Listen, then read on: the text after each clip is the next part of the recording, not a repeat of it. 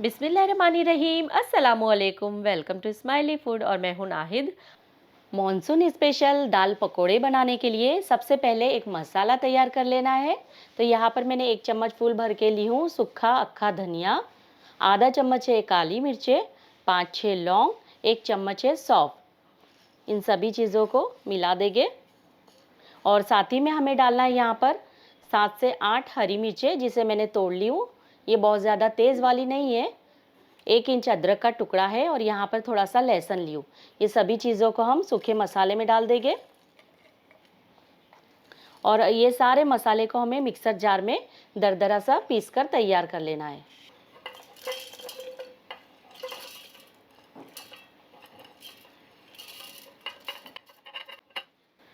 पानी डाले बिना ही दरदरा सा पीस लेते हैं हम। ये देखिए, इस तरह से दरदरा पीस कर तैयार कर लेना है। अब दाल पकोड़े बना रहे हैं तो यहाँ पर मैंने भीगी हुई 2 कप मूंग की दाल ली हूँ। तो ये अच्छी तरह से भीग गई है। ये देखिए, मूंग की दाल को ज़्यादा टाइम नहीं लगता है भीगने में। इसकी जगह पर आप चाहे तो चने की दाल भी ले सकते हो। इसे मैंने अच्छे से धोकर भिगा दी थी, 1 घंटा हो चुका है। सारा पानी निकाल ली हूँ। अब जो हमने मसाला पीस कर रखा है ना, उसी में थोड़ी थोड़ी दाल डालकर हम पीस लेंगे। जब भी आप दाल पकोड़े बनाए ना, तो पहले से ही आपको ये मसाला पीस कर तैयार कर लेना है, फिर उसके बाद दाल डालकर पीसना है, ताकि खड़े मसाले अक्खे ना रहे।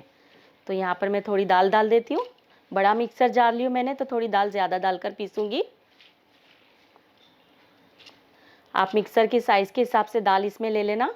अगर आपको ज़रूरत पड़े तो 1 से 2 चम्मच पानी डालकर आप इसे पीस सकते हो।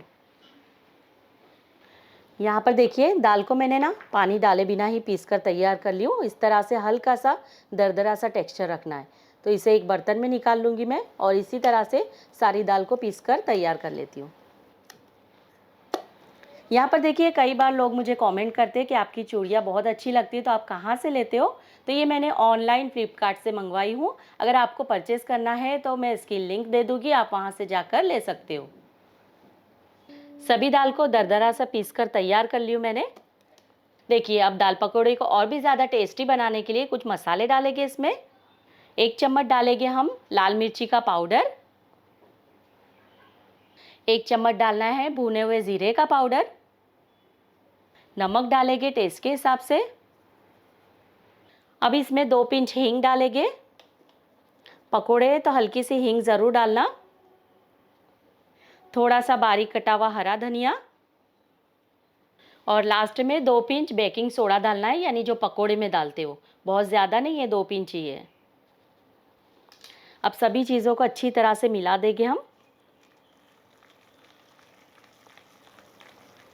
अभी बारिश का सीज़न है और पकोड़े ना बने ऐसा तो हो ही नहीं सकता है। और ये दाल पकोड़े तो माशाल्लाह इतने टेस्टी लगते हैं ना खाने में, कि खाते ही रह जाएंगे सब। और ये मूंग की दाल के पकोड़े बना रहे हैं हम, तो मूंग की दाल को ज़्यादा टाइम नहीं लगता है भीगने में। और अगर बाय चांस आप भूल गए हो ना, तो गर्म पानी में 10-15 मिनट भिगो देंगे ना, तो भी बहुत जल्दी ये दाल भीग जाती है। तो गर्मा गर्म पकोड़े आप जल्दी से बनाकर घर वालों को दे सकते हो और आप भी इंजॉय कर सकते हो। यहाँ पर देखिए, अच्छी तरह से मैंने फेंट ली हूँ। ये दाल का हमारा पकोड़े का बैटर तैयार हो चुका है। अभी इसे मैं साइड में रखती हूँ और ये पकोड़े के साथ खाने के लिए ना एक स्पेशल चटनी हम पीस कर तैयार कर लेते हैं। तो सिर्फ 5 मिनट के लिए मैं इसे रख दूँगी साइड पर। चटनी बनाने के लिए यहाँ पर मैंने मुट्ठी भर के पुदीना ली हूँ, मुट्ठी भर के हरा धनिया है डंडियों के साथ, 1 टमाटर है, 1 नींबू का रस है खटास के लिए, 1 इंच अदरक का टुकड़ा है, यहाँ पर थोड़ा सा लहसुन है और 4 से 5 है हरी मिर्ची। तो इन सब चीज़ों को मिक्सर जार में डाल देना है। मैं ये चटनी थोड़ी ज़्यादा ही बना रही हूँ, क्योंकि हमारे घर में देखिए बड़े शौक से ये चटनी खाई जाती है। पराठे वगैरह बनाए आपने या फिर किसी भी चीज़ के साथ खा सकते हो। इसमें डालेंगे 10 से 12 काली मिर्चें, 1 चम्मच सूखा धनिया और अब इसमें डालेंगे चाट मसाला पाउडर। तो ये चटनी बहुत ही चटपटी बनके तैयार होती है। आप इस तरह से एक बार ये मसाले डालकर ज़रूर बनाइएगा। 1 चम्मच मैंने चाट मसाला पाउडर डाल दी हूँ। अब इसमें डालेंगे काला नमक। तो यहाँ पर 1 छोटा चम्मच मैंने काला नमक भी ले ली हूँ। 1 चम्मच डालेंगे भुने हुए ज़ीरे का पाउडर। नमक भी डाल देते हैं टेस्ट के हिसाब से। और ये चटनी को और भी ज़्यादा चटपटा बनाने के लिए इसमें मैं डाल रही हूँ 1 रुपये वाला जलजीरे का पैकेट। तो देखिए ये नहीं है आपके पास तो इसकी जगह पर आप आमचूर पाउडर भी ले सकते हो। इसे स्किप भी कर सकते हो। हमने इसके अंदर नींबू का रस और टमाटर भी डाला है, लेकिन ये थोड़ी-सी चटपटी बने और ज़्यादा टेस्टी बने इसके लिए मैं इसमें जलजीरा पाउडर डाल रही हूँ। बाज़ार में स्ट्रीट फूड में देखिए इस तरह से ये मसाले डालते, तभी जाके एकदम चटपटी और मज़ेदार चटनी बनकर तैयार होती है। तो थोड़ा-सा पानी डालकर हम ये चटनी को पीस कर तैयार कर लेते हैं।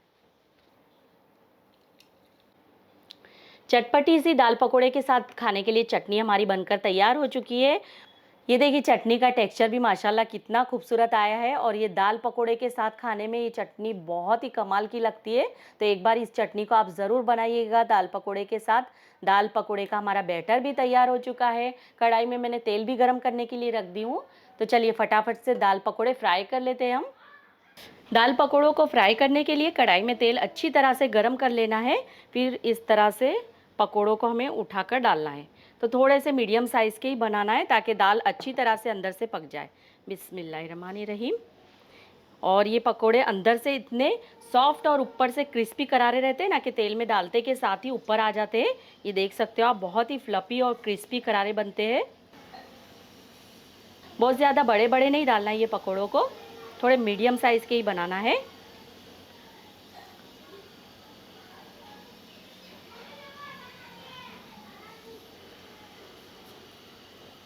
ये देख सकते हो आप, जैसे ही मैं पकोड़े तेल में डाल रही हूँ अपने आप ही ऊपर आ रहे हैं, यानी इसका बैटर कितना फ्लफी हुआ है।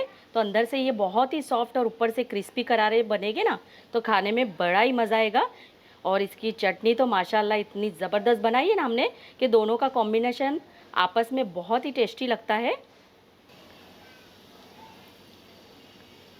यहाँ पर देखिए कढ़ाई में जितने आए उतने डाल दिए मैंने।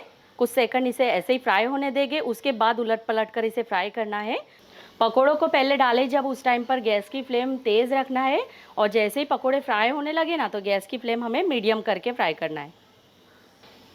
यहाँ पर कुछ सेकंड हो गया है तो पकोड़ों में चम्मच चला देंगे हम। माशाल्लाह देखिए कितने ज़बरदस्त दिख रहे हैं। इसे अच्छा सा कलर आने तक और कुरकुरे होने तक हम फ्राई करेंगे।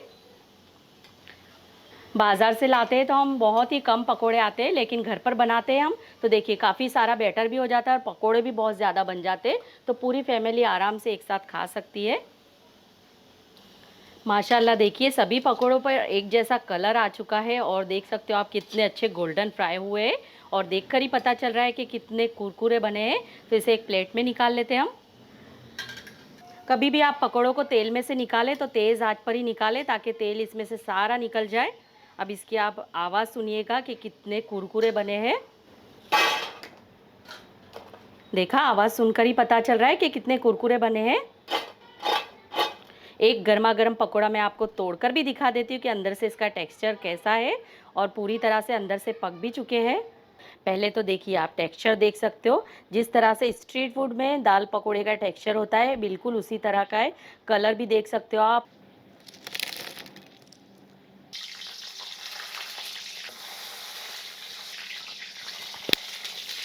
और चलिए गर्मा गर्म आप चाहे तो दाल पकोड़ों को तली हुई नमक वाली मिर्ची के साथ खाएं या फिर चटनी के साथ खाएं। और देख सकते हो कि कितने कुरकुरे बने हैं। देखिए मैं इसे तोड़कर दिखाती हूँ। माशाल्लाह बहुत ही कुरकुरे है और अंदर से गर्मा गर्म धुएंदार। देखिए बारिश में खाने की मज़ा ही आ जाएगी। स्ट्रीट फूड की तरह दाल पकौड़ों को चटनी के साथ डिश आउट कर लेते हैं। तो यहाँ पर एक सिल्वर कागज़ की प्लेट ले ली हूँ मैंने, उसके ऊपर थोड़े पकोड़े डालेंगे और जो चटपटी सी चटनी बनाई है तो चटनी को पकोड़ों के ऊपर डाल देंगे। तो इस तरह से जब पकोड़े चटनी के साथ खाएंगे ना तो खाने में मज़ा ही आ जाएगा, और बिल्कुल आपको फीलिंग ऐसी ही आएगी कि जैसे आप बाज़ार में स्ट्रीट फूड में गर्मा गर्म दाल पकौड़े खा रहे हो। गर्मा गर्म बारिश के मौसम में इस तरह से पकोड़े मिल जाए और उसके साथ स्पेशल चटनी मिल जाए तो खाने में मज़ा ही आ जाता है। तो आपके घर पे कौन से पकोड़े बरसात में खाना पसंद करते हैं कमेंट में ज़रूर बताना। ऐसे तो देखिए मैंने बारिश के सीज़न में प्याज के पकोड़े बनाना भी बताई हूँ, चने की दाल के पकोड़े भी बनाना दिखाई हूँ।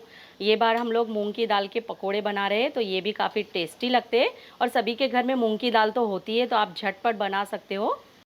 तो इसे चटनी में डुबो कर खाया जाता है। मैं चम्मच की मदद से इस तरह से चटनी डाल रही हूँ। देखिए चटनी के साथ तो ये दाल पकौड़ी का टेस्ट बहुत ही ज़बरदस्त है। बिस्मिल्लाहिर्रहमानिर्रहीम।